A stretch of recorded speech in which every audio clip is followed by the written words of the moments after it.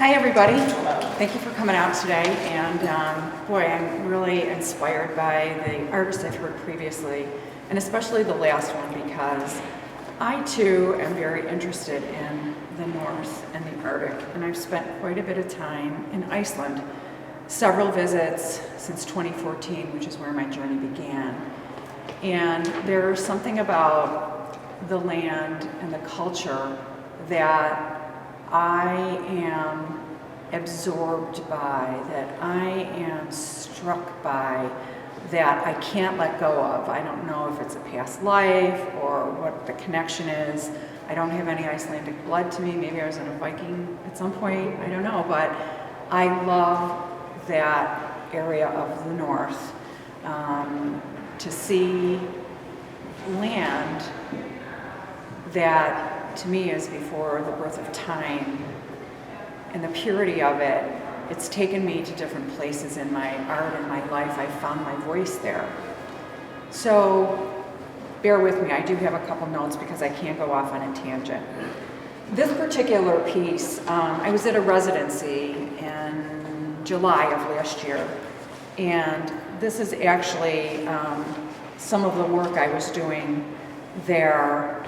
I went there to study field sound, but they had a studio. So I went in the studio, and I actually went and just took some found things that people had left, and I started playing around and creating things. And there was a map of an eruption that was currently occurring called Geldingadalur. And I hiked the eruption 3 times. It took me 7 hours the first time just to get up there, because it was quite vast and quite long and quite hot and quite beautiful. The third time I went up, I actually went on a helicopter ride to go over the eruption so that I could view it from a different perspective.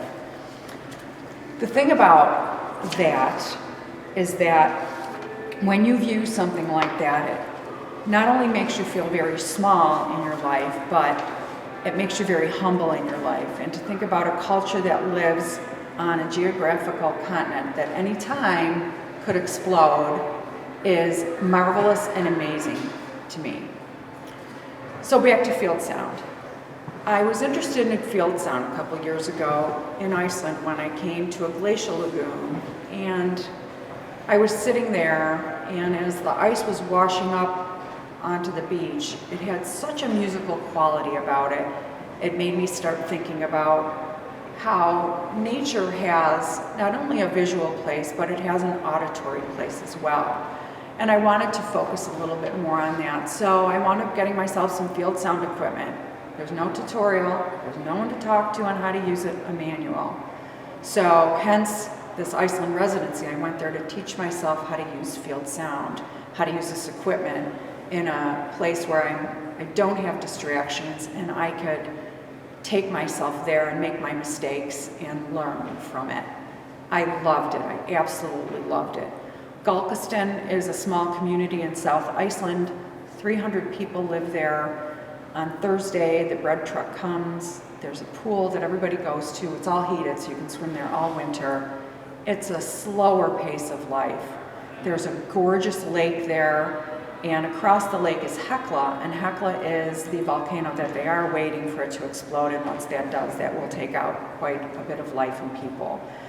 I learned history of Iceland there through literature, through their sagas. Through the years, it has not been easy being Icelandic as a people to live there. They've had several volcanic explosions, which has taken out more than half their life, not just human, but animal life, and covered their continent with not just, excuse me, I'm trying to find the right words, not just what falls from in the air of the volcano, but what happens to the life itself. Everything dies and shrivels up, and it has to regrow again, even though in some of that fire there are minerals that will help life come anew, like the phoenix rising.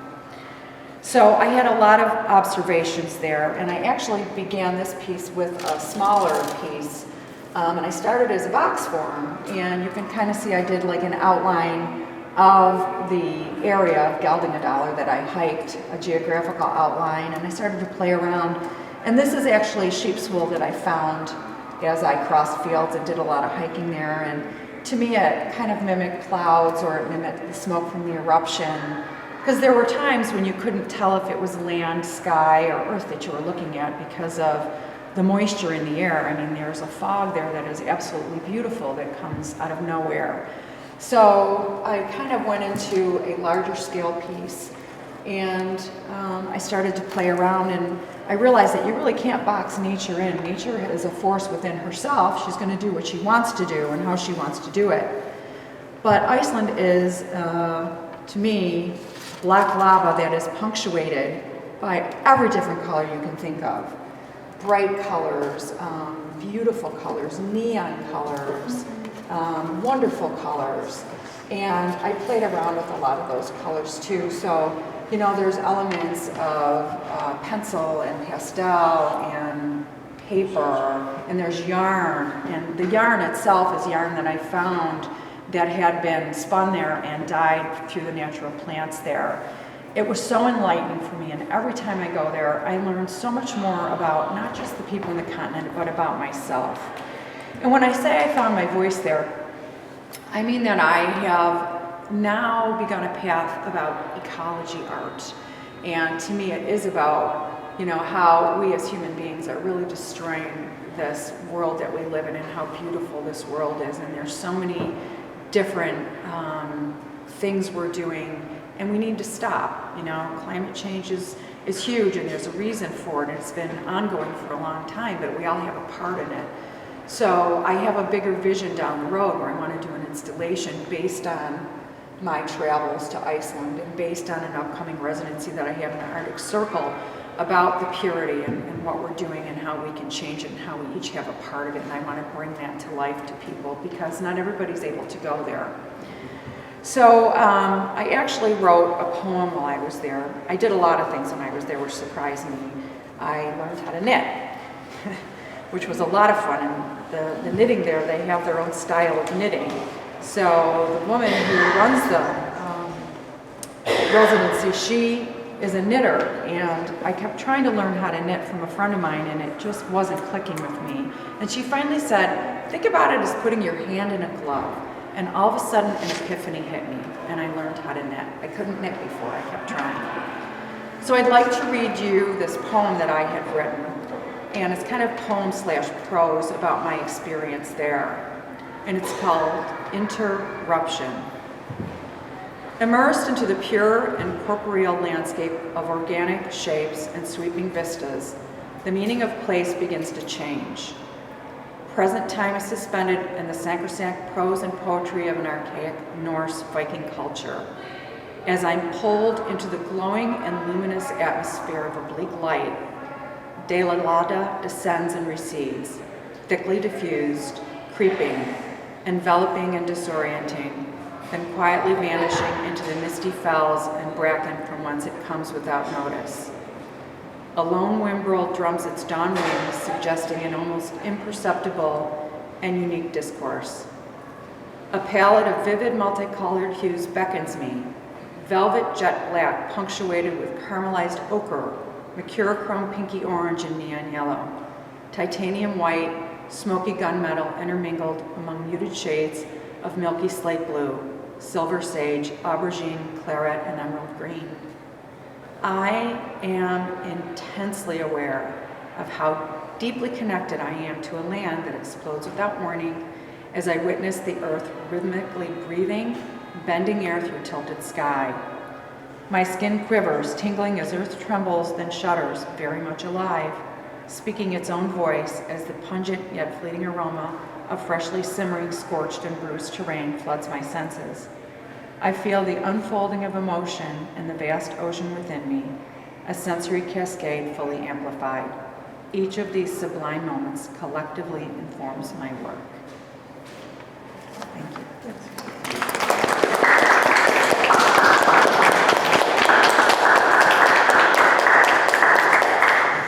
If anyone is interested in applying to the residency, it is incredible, and they take people from all walks of life, all different types of art, scholarly, scientists, artists, you name it. How long is it? It can be 2 weeks to 2 months. It all depends on what you want to do. It's in South Iceland. It's lovely. And the Arctic one, that is about 2.5 weeks, and that's actually why I will embark on a wooden masted ship into the archipelago to study, and I will have no access to the internet or technology except what I bring with me. So that's going to be fascinating. So that's the Arctic that's coming up. okay, and that's how long will you be gone? That'll be about 2.5 weeks. 2.5 weeks. And that's in October. So now, how many people are going to be on that boat? Probably about 25 plus crew, and they're all trained in not only high Arctic sailing, but they're skilled marksmen because there's many things that can kill you there. For example, we're entering a domain that belongs to polar bears, narwhals, walrus, and it's their home we're coming to. The good thing is they've never had to kill anything, but they're there just in case, like warning shots. You said it's a wooden boat? What does that mean? It is a wooden ship, Okay. masted, probably 3 masts. So it's a sailboat? It's a sailing ship. Really? Yeah. It's going to be fascinating. I can't Yeah. wait. Excited, out of my comfort zone. Yeah. Very excited. So cool. Yeah, thanks. So, Sure. can you say something about the field sound? 'Cause I'm not sure what that means. Field Sound, it's a machine that I have purchased, a Sony PDM 1000. They don't even make them anymore. And it's where I go out with headphones into the field and I record natural sound. So what I want to share with you, I just drove myself up to Salem, Massachusetts, weekend before last. There's a gentleman by the name of Bernie Krause who he was very much involved in the Moog synthesizer. He used to play with Jim Morrison. He used to be involved in the music industry for a long time. But he had a turning point in his life, and he decided he wanted to do something else. So he came about when they first started to have stereo sound instead of mono. And his first job was with one of the San Francisco zoos, and they sent him to Africa to study sound because they wanted authentic sound in this park that they're having in the zoo, and he fell in love with it. So he has recorded 50,000 sounds where 65% of that animal life no longer exists. And this particular exhibition that they had was called the Great Animal Orchestra. So there's a visual where it's a linear dynamic where you see the sound coming linear, then there's a line, and then it turns into a horizontal sound, and there's the hertz level, and so it'll tell you how loud it is. And you're hearing animals, and he'll have like a little note, like this might be a sea otter from this area, or it might be a bird, or it might be insects. And it is overwhelming when you hear that, because our hearing, we can only pick up so much, but this recorder, it can pick up things miles away, like it can pick up a car 3.5 miles away. So there's so much other life that's happening that we don't even know about. And there's another woman that I've been following, Jana Weirgard, and she studies underwater sound as well. So through the University of Columbia, she had done a piece, and it's on YouTube as well, where she's been studying underwater sound, and that's how I found out like fish could bark and other sounds. Like I had no idea that this even existed, and whales. In addition to that, I read a lot. I'm just prolific about reading. There was a guy a few years ago who found an article in the New York Times, and there was something in the 1940s where the Navy went in to do underwater sound recording because they're looking for sonar for, like Russia or other, submarines that are out there because they're looking to protect our land but see what else is going on. Well, they found this hertz, this 52 hertz, and they couldn't identify it. So there was an article about it, and this guy found it, and he became obsessed with it. And it turned out to be this whale that was like some hybrid whale, and he set on a journey to find this whale. But also through listening to, and there's a video on it as well, the shipping lanes that are created and what they're doing, the damage they're doing from an auditory perspective really weighed heavily on me. On my way to the UK a few weeks ago, I read an article in the New Yorker. I was by the New York Times, the New Yorker, New York Magazine to take with me to read. And there's an article called Shipping Lanes, and this gentleman was writing how at any moment there's 1,200 ships, and these ships have these huge containers on them, the ones you see on the back of trucks. The smallest ship, I think, has 1,200. And then they go to the next size and the next size and the next size to ones that are so big they can't even fit through the Suez Canal. And sometimes they fall off into the ocean and they open up. So in Cornwall, UK, they're finding these little Legos that are washing ashore. And that's just a small piece, but there are millions of Legos. They also found sneakers, and they were Nike sneakers, and because of the shape of the shoe, they'd find one shoe would wash up on one beach and one another. But there's so much that is in the ocean that we don't even know about. And of course, it's a very private thing because insurance companies aren't going to share, and you only know it because you might hear that a book that you want to buy, well, the container fell off the ship and they lost the book, so now they had to reorder them, but this is happening. But the point I want to get to is that the sound, it's so loud that it's affecting a whale's ability to navigate. So they can only see about 30 meters. Their vision is not well, but their hearing, they can bounce off continents. So these ships are so loud, they can't find food, they can't find their pods, they're disoriented, they don't know where they are. So that's other damage that we're also doing on a sonic level to our planet that people are just not aware of because you're either not exposed to it, you don't think about it, or it's just not in your purview. So that's something that I want to bring to light down the road in my work. So, Thank you. There's a whole tribal kind of mentality about art now from the Anthropocene artists, also called eco artists, eco artistic interests, or just green art or whatever. But they're becoming much more distinctively tribal in the way that they're trying to make more visible these ongoing global pressures that are affecting all the world's citizens. So if anybody wants to look that up, it's Anthropocene artists, and you'll find all kinds of approaches to these storytelling issues of the climate crisis. and it's ongoing. And speaking to your work, when you were talking about icebergs the size of cities, a friend of mine lives in Newfoundland, and there was a piece that came by, and he said, I've never seen a piece of ice that big.